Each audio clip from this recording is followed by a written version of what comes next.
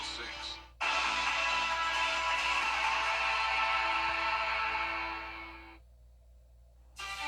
We're back to our typical summertime forecast with hot, humid days and a chance of afternoon showers and storms. All the details on your weekend forecast coming up. Now on Good Morning Augusta, an emergency evacuation in Bamberg County. We have details on the flooding at the Edisto River, plus growing controversy over who would be vendors at this year's Arts in the Heart Festival. We're here straight from the director. And later, if you've driven through Debbie's floodwaters, find out if your car is damaged and what to do next. Your number one source for local weekend morning news starts right now. Live from Television Park, this is Good Morning Augusta on WJBF News Channel 6. And good morning, sunshine. Thank you for joining us. Welcome to the weekend. I'm Sean Cabbage-Stock. Our coverage you can count on begins with a code red issued for people living along the Edisto River from Embry Road to the Bamberg-Collins County line. County leaders strongly urging them to evacuate as water levels continue to rise. And Latier has more from the Edisto River Bridge. No, I don't think I ever seen this quite this much water at one time. It's Larry Still's brother-in-law's house, who he said wasn't home. Larry also owns a house on the river off of Troy Road, but he wasn't able to get to it on Friday. Mass amounts of rain from Tropical Storm Debbie have already washed out many roads along the river, making it near impossible to drive down them. I come down here Monday, drove all the way to the river. I drove down here Wednesday and I drove all the way to the river, but you can see it was rising. I think I might have had a little bit of water run up underneath my house, but I got all that cement and my house is 10 foot in the air. Because of the raised foundation, he's not worried his house is going to flood. He thinks a lot of his neighbors have already evacuated and that the water should start receding soon. Teresa Barlow lives down the road a little further away from the river. She's still seeing the effects. The ditch out here, though, it is rising, and so we do worry about that river. And like I said, we'll take our kids out of here, and head up to higher ground for sure. County leaders asking people to get to safety sooner rather than later. So we're asking folks to monitor it, watch it, and should the waters become dangerous or hazardous, we need everyone to evacuate immediately. And that was Hannah Latier reporting for us. Of course, people are on standby just in case folks need help. Of course, call 911 if you do. Cleanup is underway across South Carolina after Tropical Storm Debbie. If you have damage, emergency management officials say use their app. It's the SC Emergency Manager app. You can report it there. Make sure you document all your damages with photos and keep receipts for insurance claims. And if you need help removing debris, there's a number. It's 844-965-1386. So I'm here in the Weather Center with meteorologist Sherry Sheely. Sherry, I was down in Allendale recently, so we had some minor flooding out there, but not really significant compared to some of those other locations. So how much rain did we get? Right, so start off by showing you the current flood warning. So zooming in there into Bamberg County, that warning is in effect for that river until 7:30 tonight. I do think that could be extended a little later, but as of right now, it stands 7:30. But some other spots, it will extend into later in the week. That's a lot of rain that came flowing down. Looking at the And estimated we need it though, right? We needed it, just But not as much, yeah. all that at one time. So we could have stretched it out, of course, that would have been better. But hey, we were praying for rain, and the good Lord And we provided. got it. Yes, we did.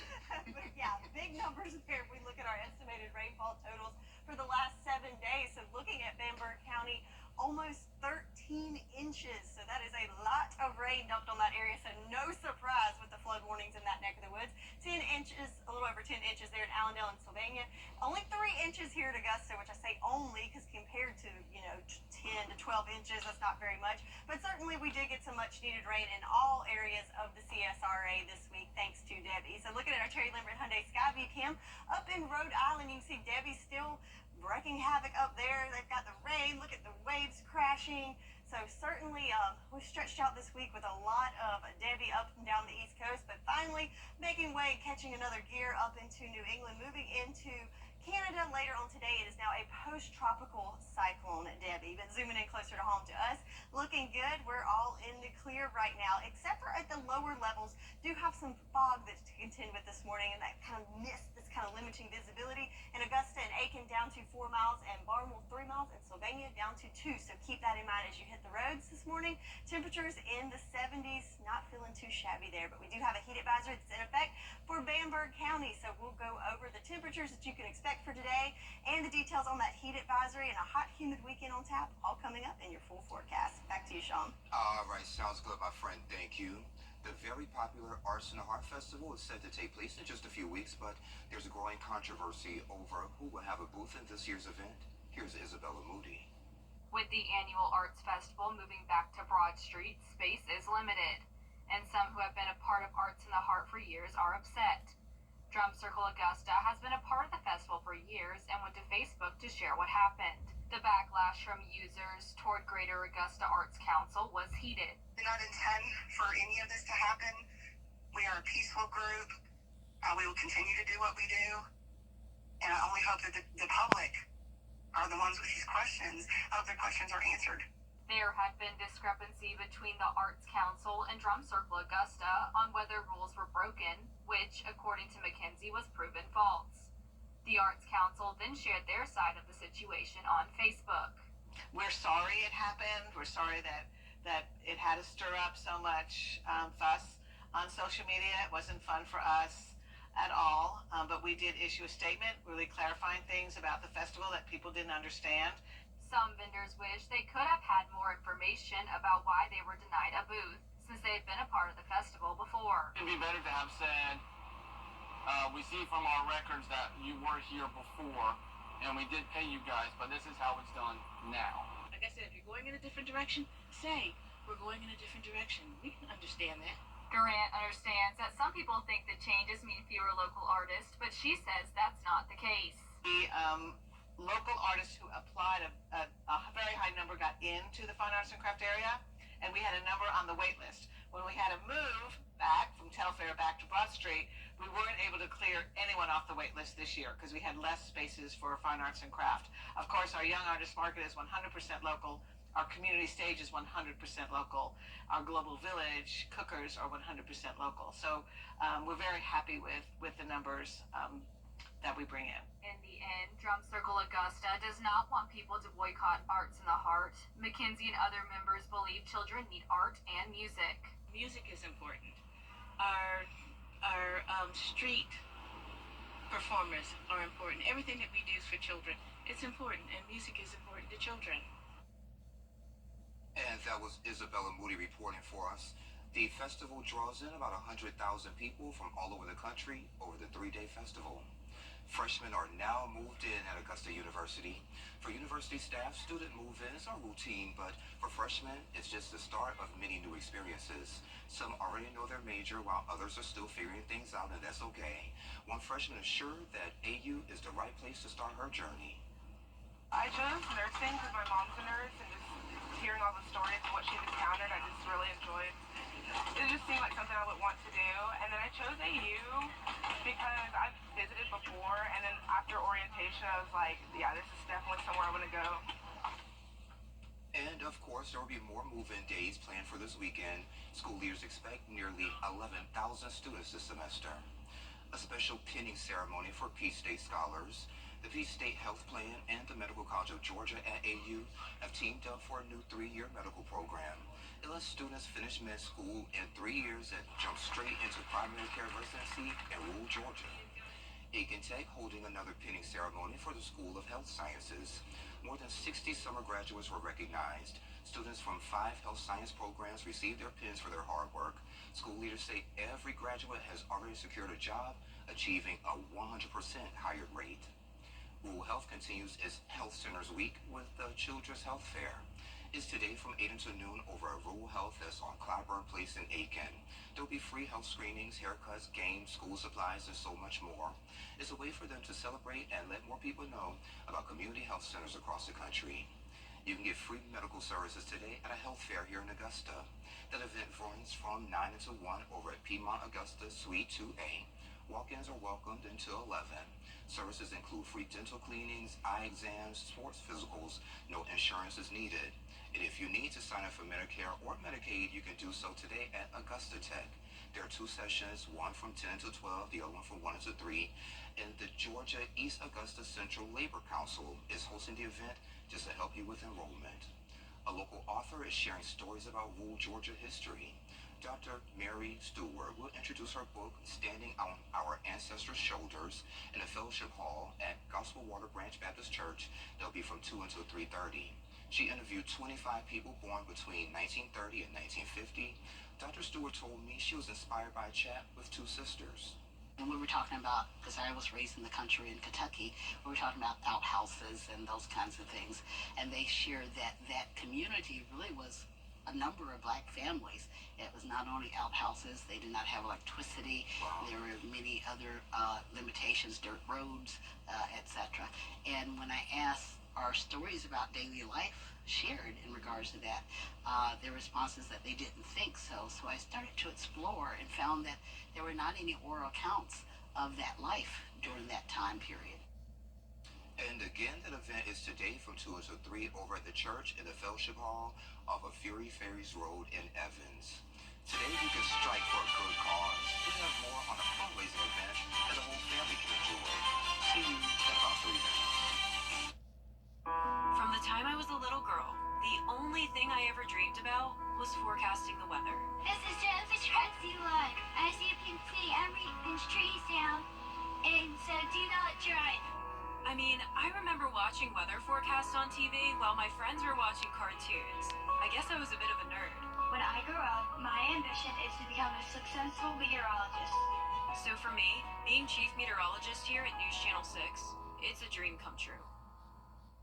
Wow, if you're looking for The most watched news station in the CSRA, News Channel 6. come see us at Carolina. Hey there, welcome back. Today is National Bowling Day, and the CSRA EOA Incorporated is hosting its inaugural bowling tournament. Shaquila Williams joined me recently to share more on what you can expect. Shaquila, thank you for joining me. Thank you for having me, Sean. No How problem. are you? I'm good. Did I say it Good. right? Yes, you did. Oh, okay. I was practicing that thing for a while. All right. Well, let's get right to it. It's going to be Saturday, August 10th, Northside Bowling Lane. That's correct. Before we get into that, tell me a little bit about the organization. You're a board member, right? Yes, I am. I'm one of 25 member board of directors with Central Savannah River Area Economic Opportunity, Inc., better known as CSRA EOA. Yeah. We were birthed in 1966, so we're 58 years old. And we're part of the Economic Opportunity Act that was established in 1964 by our 36th President Lyndon B. Johnson. His a little background, fighting war on poverty, and that was during the Civil Rights Movement in 1964. So we just left Savannah, Georgia, with the Georgia Community Action Association 56th Annual Conference, and we're celebrating 60 years this year. Yeah. So just a little background, Sean, of how the Community Action Agency and how EOA was birthed. Okay, and while I have you, I'm nosy. Okay, no So problem. how did you get involved with the organization? I got involved through my employer. I'm involved in healthcare, addressing social determinants of health. And so we connected with nonprofit organizations, and I've been involved with EOA since the year 2014. Wow. And so I had an opportunity presented to me to be a part of the board of directors with EOA. I have compassion for the community to address and alleviate poverty, and that's our mission, to leverage and alleviate poverty and helping the community. And so it's part of history, and definitely want to be a part of that. So I'm just excited to be a part of the board. You sound excited. And I'm pretty sure another event that you're excited about, this event that's going to be on the 10th of August. Oh, yes. It's our first inaugural event. It's going to take place August 10th. And we definitely want to have this event to generate additional funds to help with the program. EOA serves 22 counties within Georgia and South Carolina. Definitely we have the low income home energy program, which is known in the CSRA as LAHEED. We have HUD program that help with housing, home ownership, financial literacy.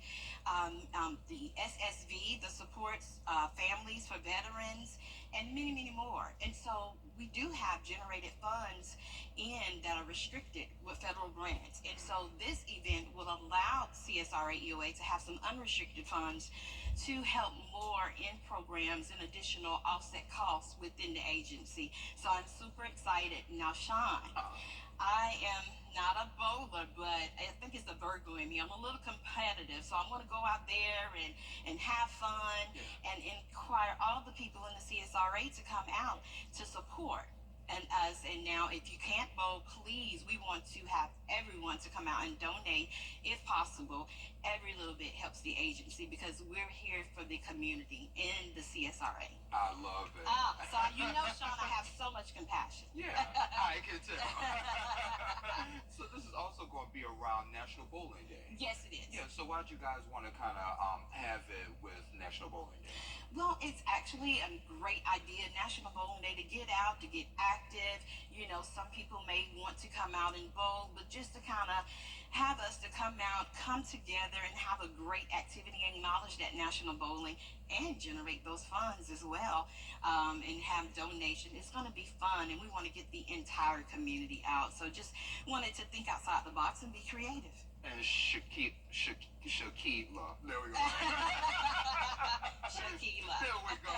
Okay. So I'm pretty sure, you know, sponsors and volunteers, you know, you guys can really use folks like that. Right, definitely. Well, we definitely, if you can sign up and register, I believe the deadline is August 5th for teams to come out and to bowl. And you don't have to be an expert bowler. Just come out. Or if you don't want to bowl, you want to be a spectator, come on out and see what kind of fun we're going to have representing CSRA EOA.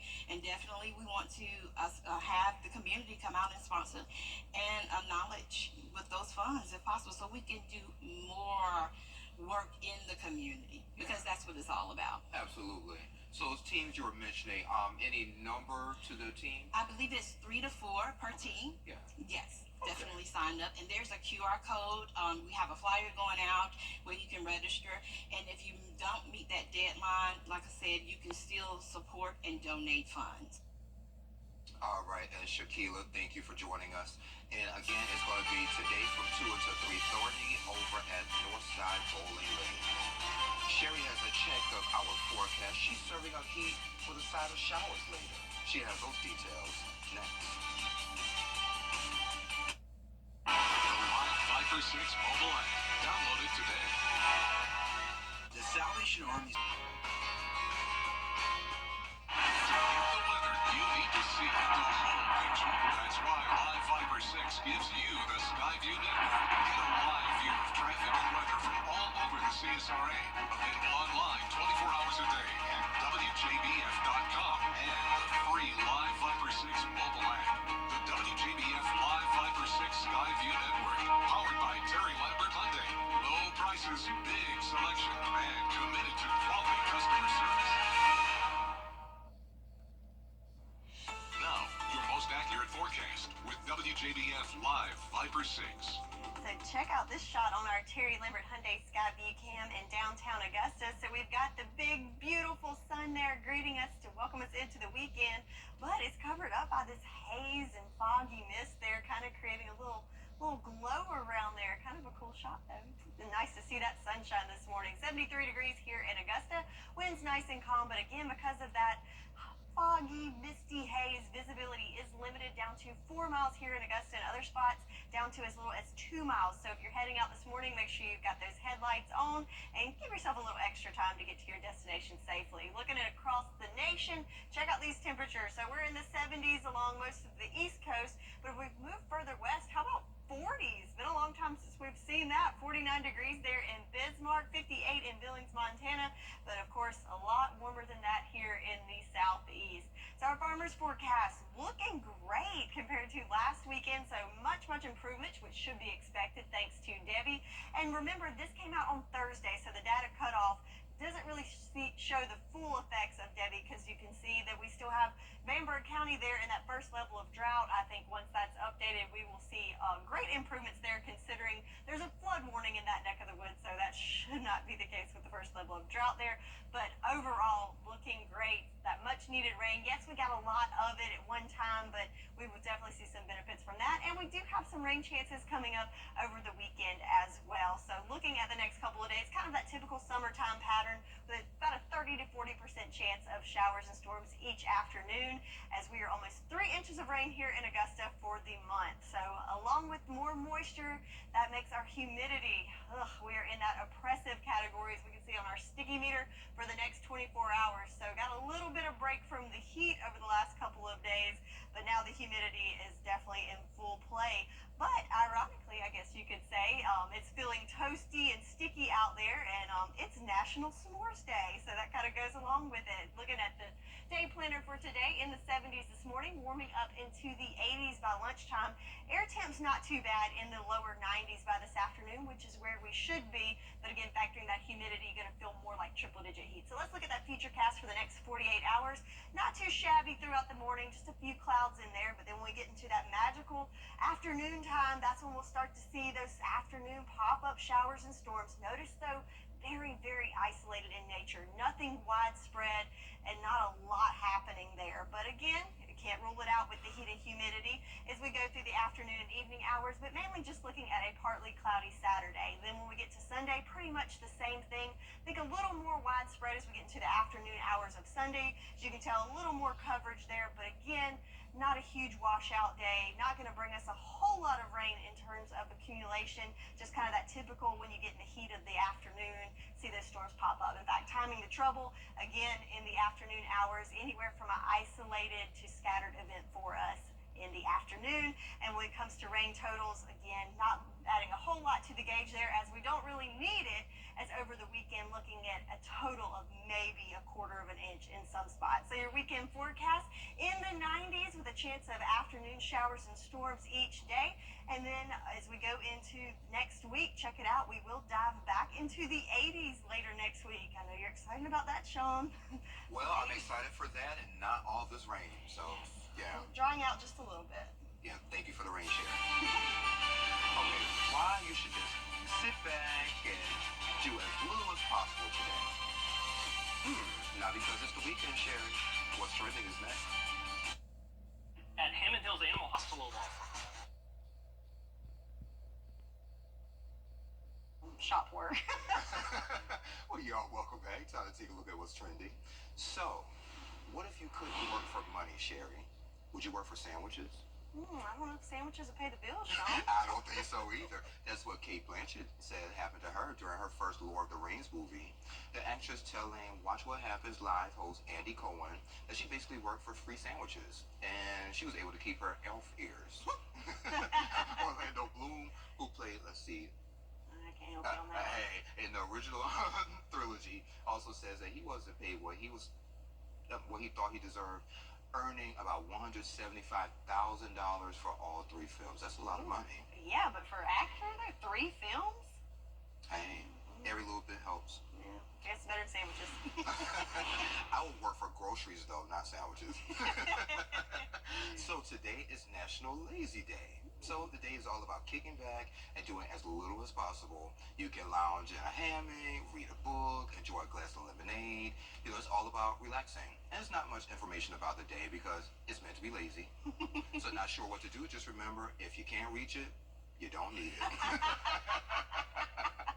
So what do you like to do on a lazy day, Sherry? Oh, a lazy day. I like to cuddle up on the couch with a blanket. Netflix and chill? Netflix and chill, yeah. Yes, sounds good. And we have our names at the bottom. Oh, wow, okay. I'm Sean. She's Sherry. Let us know what you like to do on your lazy day as well. We'd love to hear from you. Well, coming up on Good Morning Augusta, the race for the White House. On GMA, Debbie's damage, flash flood, and disaster emergencies as what's left of the storm moves north with up to 8 inches of rain swamping towns and forcing rescues to higher ground. Incredible video there. And dueling rallies in the race to the White House for D23 kicked off. From Freaky Friday to Moana and more, the recap of all the latest Disney news, the big announcements and surprise appearances, and oh, there are some amazing movies coming out. That's all coming up right here on GMA. We'll see you soon. Folks.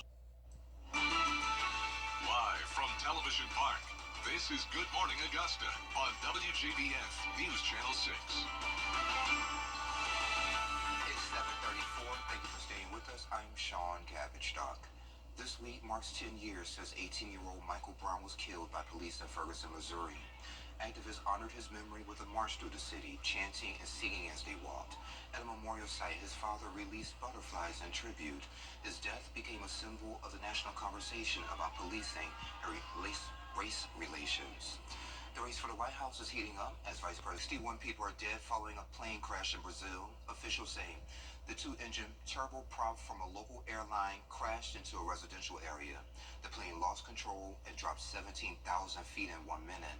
There were no emergency calls before the crash. Investigators are examining the cockpit voice and flight data recorders.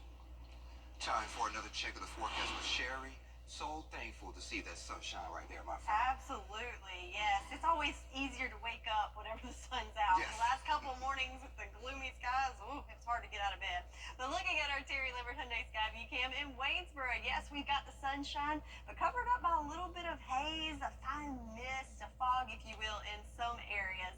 And we can see on our satellite radar, overall, we've got mostly clear skies in the upper levels, just that lower level cloud cover that's creating some visibility issues in some areas. So down to 3 miles here in Augusta, 4 miles in Aiken, 3 in Barnwell, and Sylvania too. In fact, lots of areas being affected by that fog. So keep that in mind as you head out this morning. Temperature-wise, not too shabby yet. We're at 75 degrees here in Augusta, 77 in Barnwell. So lots of mid to, I guess, getting close to upper 70s there to start off under that sunshine. But as we go through the day today, the heat is on. So not so impressive with our air temperatures. 93 doesn't sound too shabby, but when you factor in the humidity, going to feel more like 106 to 108 today. So yes, we get the sunshine, but we've got the heat and humidity returning with it. So in fact, there is a heat advisory in effect for Bamberg County with those heat indices up to 107. But even if you're not included in the heat advisory, do be aware that it could be pretty warm today. So you want to stay hydrated. I know we're excited to get out there with that sunshine, but make sure you enjoy the weekend safely. So your weather headlines for today is definitely including that heat and humidity for the weekend. And also we could have some afternoon showers and storms. And also I'll have the latest on the tropics all coming up. Sean? Well, Sherry, like you say, it is the summer, my friend. It is. Thank you. Debbie, storm surge leaving flooded roads and leaving some cars completely submerged. Other folks drove right through the high water. I saw y'all. And now you're worried about potential damage to your vehicle. Shannon Bankin with what you need to know. Our cameras were there as drivers decided to take a risk and drive through floodwater. Some made it to the other side. Some found themselves stalled out. If you are one of the ones who drove through unscathed, you may have woken up wondering if you damaged your car. So I went to Dusty Cox, store manager at Olin Mott, to either put your mind at ease or warn you to get to a mechanic quickly. Cars are designed to get wet and run through some water. They're not designed to be submerged in water. What you don't want to do is run through any water you don't know how deep it is, okay? Because if we get water that starts coming up above the door cracks, okay, then it can seep in and get up underneath the carpet and all that good stuff. But if you see you have your door crack, you see where it is, okay? So if we use that as a reference, I mean, that's pretty deep water, But sometimes the water can get deeper. I saw a lot of cars driving yesterday in water that would, up to here. yes. See, that's a bad thing. A couple reasons why that's bad is because the water can seep inside through the cracks, okay? It's going to saturate your carpet. It's going to get musty. It's going to get moldy. It's going to rust out maybe any type of wiring because they run a lot of wirings for your computer underneath the carpets. Another thing that comes into play, whether your airbox is located up high, like on this SUV, or low. So, just like we showed over there, where the door came to here on my leg, look at where it is here, and if your airbox is here, what are you doing? You're sucking up water. The takeaway here, don't risk it. Don't drive in rising water. But to ease your mind a little bit, Cox says, you went through some water and you're wondering, if you start your car up and there's no lights on and it's running the same way it normally runs, chances are you probably didn't mess anything up. If you stalled out in some deep water like that, well, then you're going to want to take it to a professional and have it checked out. An important recall to tell you about before you make breakfast this morning. We have those details next. The Live Viper 6 Skyview Network, sponsored by Terry Lambert Hyundai. Hey, guys, what's up? It's Anna Christina. Be sure to tune in this Saturday for Local Living at 9:30. We visit the Augusta Canal. We talk ways to give back. Plus, we sit down for some really good food. Saturday at 9:30. I know a lot. Get the latest from News Channel 6 delivered right to your inbox with the latest headlines from South Carolina, Georgia, and the entire CSRA. Sign up for newsletters today at WJBF.com. Sponsored by Alpha Insurance. Hey there, welcome back. Samsung is recalling more than 1 million stoves after hundreds of fires. The knobs can accidentally turn on by people or pets. This issue caused around 250 fires, leading to injuries and deaths of at least 7 pets. If you own one, contact Samsung for a free knob cover to prevent this issue. Sherry has another check of the forecast coming up in less than 3 minutes. The one thing come last. The WJBF Live Viper 6 Skyview Network is sponsored by Terry Lambert Hyundai. Low prices, big selection, and committed to quality customer service.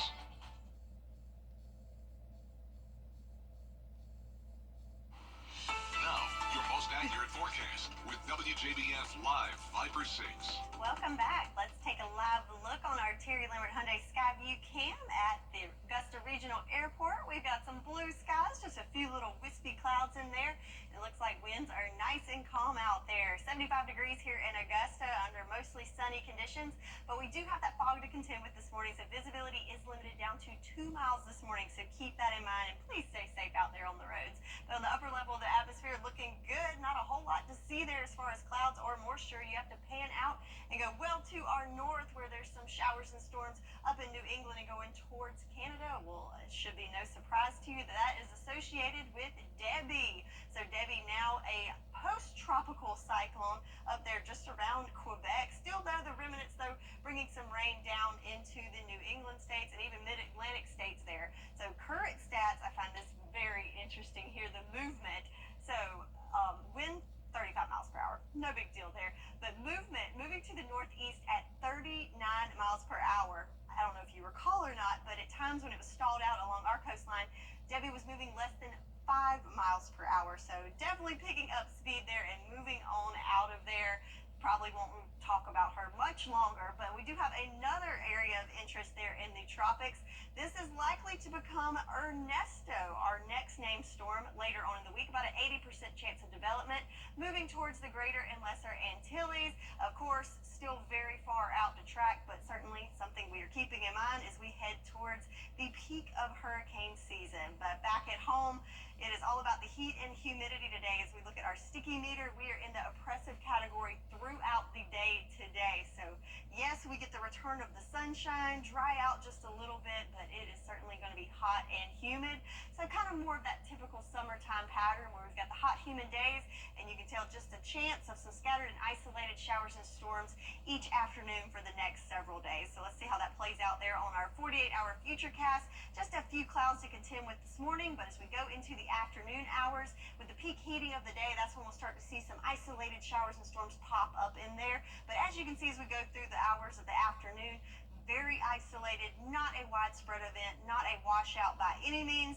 Just, be aware that you might need that umbrella, if you're having any afternoon activities. As we go through Sunday, kind of wash and repeat there. Some partly cloudy skies to wake up to Sunday morning. And then in the afternoon hours, a little more widespread coverage. I'm going to call it scattered showers and storms moving into Sunday afternoon as well. But overall for the weekend, mainly just a partly cloudy weekend for us. So timing of that trouble, no surprise there. In the afternoon hours, could be isolated to scattered showers and storms for you today. As far as rainfall totals, though, not a whole lot to add to the gauge. Thankfully, as we're looking pretty good right now. Over the weekend, some areas could get as much as about a quarter of an inch. So again, nothing major there. Weekend forecast, temperatures in the 90s, but remember when you factor in the humidity, it's going to feel more like triple-digit heat, and we could have a chance of some afternoon showers and storms each day. So 10-day forecast in the 90s for the next several days, then cooling down into the 80s later next week, and each day a chance of afternoon showers and storms. That's your forecast, and we'll be right back. The CSRA's favorite news app is now even better with easier access to local news, weather, and streaming video. Download the News Channel 6 mobile app. For more than 12 of the Atlanta Braves. Now WJBF sports coverage you can count on.